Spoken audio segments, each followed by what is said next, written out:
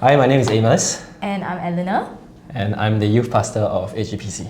And I'm the kids pastor.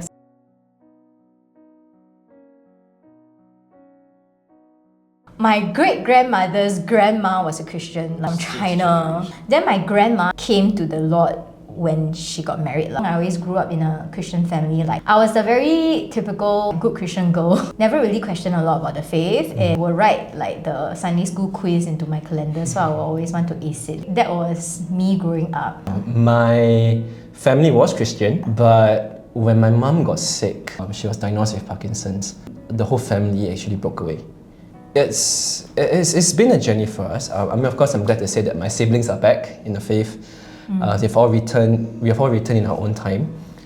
One thing that I have to say that through all of that, my mom, even though she was the one that was sick, held on to the faith.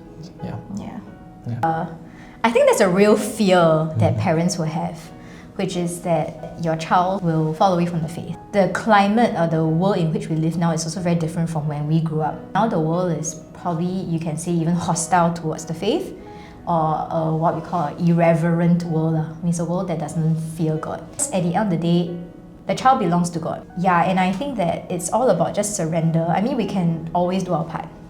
But there's always a point in time where we just have to ask God to take over and to know that the Lord would lead and guide. I think that if there were ever a time where our children will fall away from the faith, is to still cling on to God. Wandering from the faith, or having doubts in faith is actually not necessarily a bad thing. The doubts and the wandering can actually point you back to God. As parents, we need to model the faith, model in times of course, good times, but model in bad times as well, when things are really, really dark.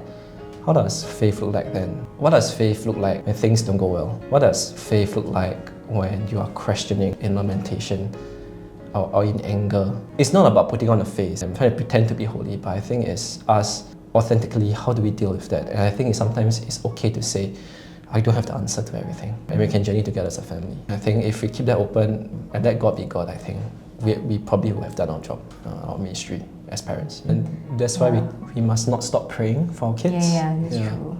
If our kids have walked away, as parents, don't ever lose hope. God is at work in your life, but God is also at work in their life, and God hasn't stopped working. I'm always very encouraged when I see children worship.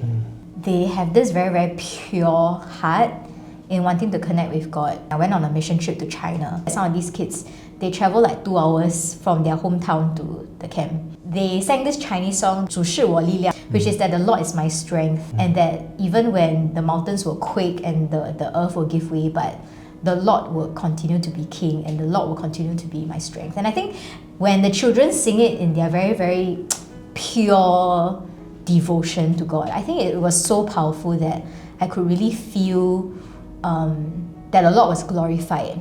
That kind of worship really moved me.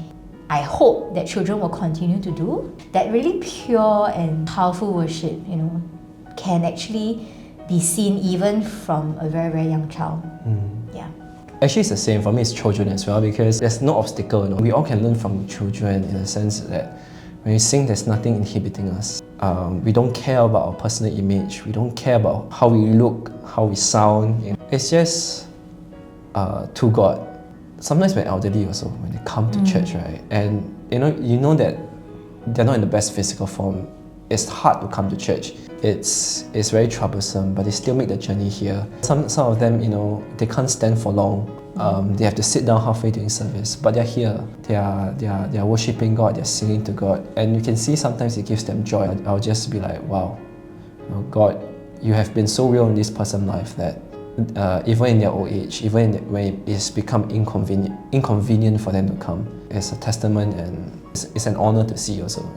Faith, even when my body starts to fail, there's still that joy. There's still that commitment to God to come.